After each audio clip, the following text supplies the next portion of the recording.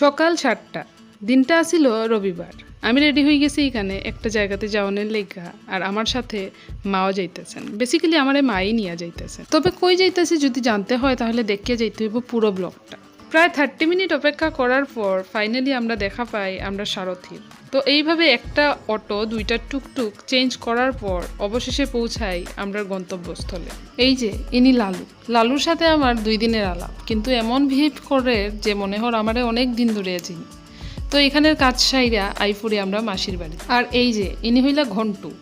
তো এনার বাড়িতে আইয়া খাওয়া দাওয়া আমার সব শেষ, কিন্তু ব্লগ করতে একদম মনে নাই, অভ্যাস না থাকলে যা হয় আর কি। আর ইনি ঘন্টুর মা। উনি সকালবেলা দেখো অনেক কিছু প্যাক করা, কিন্তু এটি যে বইয়া কেমনে আনমু এটাই চিন্তা। কি হয়েছে? আমরা ইসলাম জনজোড়া থেকে বাজার করে নিয়েছি যেরকম।